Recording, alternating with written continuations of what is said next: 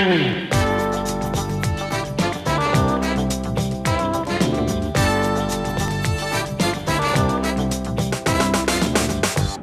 to the House of Incense, Peppermints, and Strange Happenings.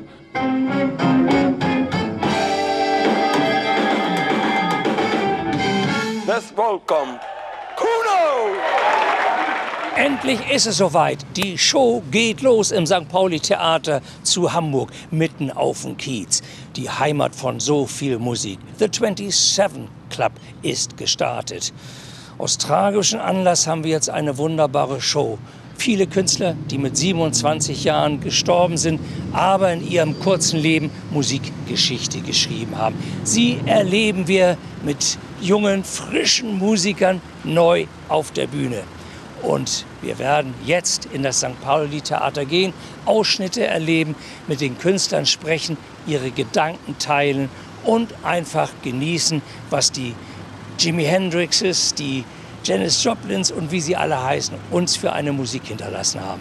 Good evening and welcome to the 27 Club.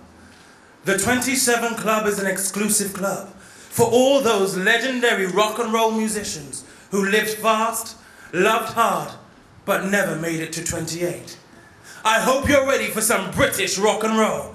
Please welcome to the stage Mr. Brian Jones and the Rolling Stones.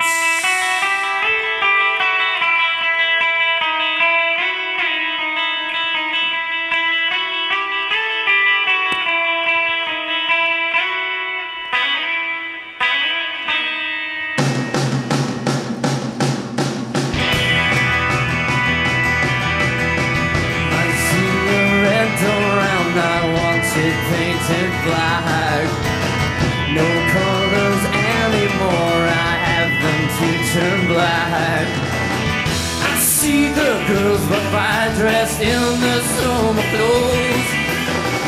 I have to turn my head until my darkness goes. I see a line of cars and they're all painted black, with flowers and my love never to turn back. I see people turn their heads and quickly look away, like a newborn baby, it just happens every day. I knew it was Brian's band, you know. Well, looking at the Rolling Stones, you would think it was Mick Jagger's band, but it was Brian Jones that formed the band, you know. Der Schotte John McKenzie ist Brian Jones und er weiß, dass anfangs Brian Jones, nicht Mick Jagger, die treibende Kraft der Band war. My dad brought me up on listening to Chuck Berry and Bo Diddley and Muddy Waters, which was exactly the same thing as Brian Jones was brought up on, I guess, you know. Erstaunlich, der 27 Club Jones hört als Kid dieselbe Musik wie der echte Brian Jones. Auch sonst sind die 27er ihm ein Begriff. Probably Jimi Hendrix, actually. Watching documentaries on TV, just things like that. Stories from my mum and dad, maybe. And yeah, I think it was maybe Kurt Cobain was the second one. And then when I started becoming a fan of blues music like Robert Johnson, also realised that he was 27. Der Geist eines Mannes schwebt über der Bühne des St. Pauli Theaters. Fast alle der Künstler von damals haben von einem gelernt, Robert Johnson. Auch ein mit 27 verstorbenen Musiker. Blues, im Mississippi-Delta geboren, 1911. Von ihm stammen viele der Songs, die heute noch gespielt werden. Went down to the crossroad, held down on my knees.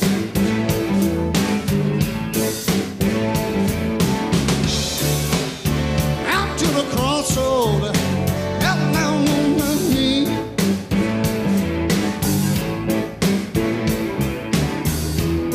Ask the Lord about my mercy, save me if you please. Oh yeah.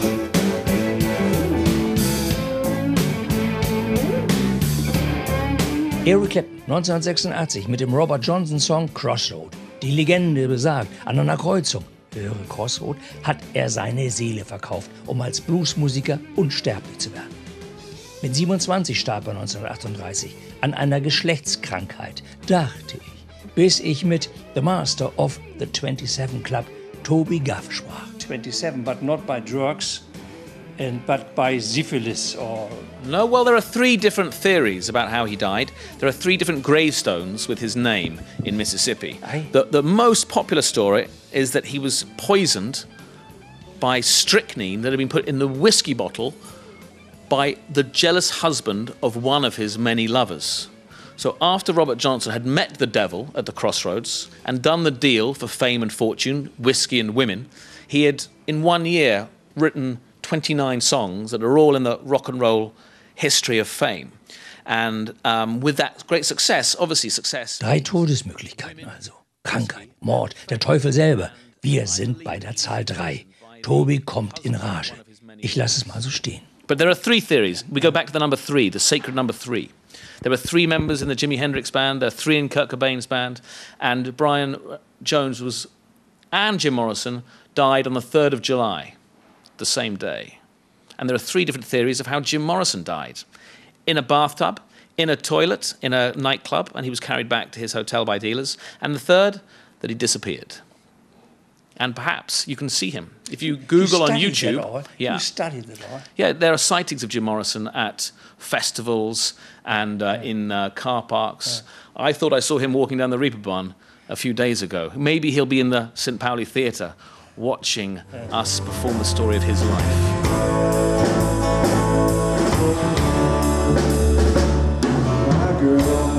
My girl, where will you go? I'm going where the cold wind blows. To the pines where the sun don't ever shine. I would shiver the whole night through. My girl, don't lie to me. Tell me, where did you sleep last night? In the pines where the sun don't ever shine. I would shiver the whole night through. But my girl, where will you go? I'm going where the cold wind blows. To the pines, sun shine, I shiver the whole night through. Noch ein alter Bluesmann findet Beachtung. Leadbelly.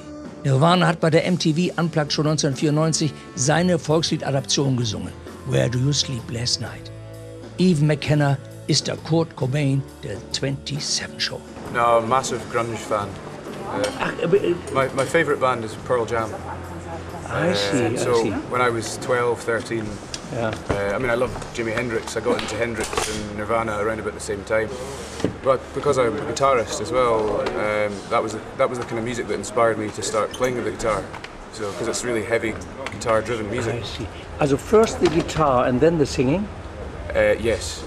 I didn't start singing until I was in my early 20s, I think. One Leadbelly song I've just heard. Yes. On stage. Leadbelly, how old? How old Leadbelly lived? There's a question. I can't tell you the answer to that. Erstaunlich. Selbst ein allwissenschaftender Toby Guff findet seine Grenze. Ich hab's nachgelesen. Leadbelly. Geboren 1889, gestorben 1949. Er starb kurz vor seinem 60. Lebensjahr. Und zurück zur Probe. Toby Guff hat eigentlich nicht so gerne Zeugen dabei. And then I need to rehearse the technical sides of bringing the curtains in and curtains out with the slide projections and the film. So that needs to be done before we can rehearse with the cast.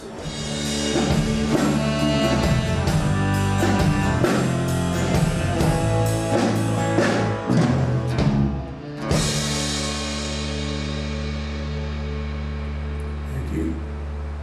Think here, wait. Thank you. Thank you.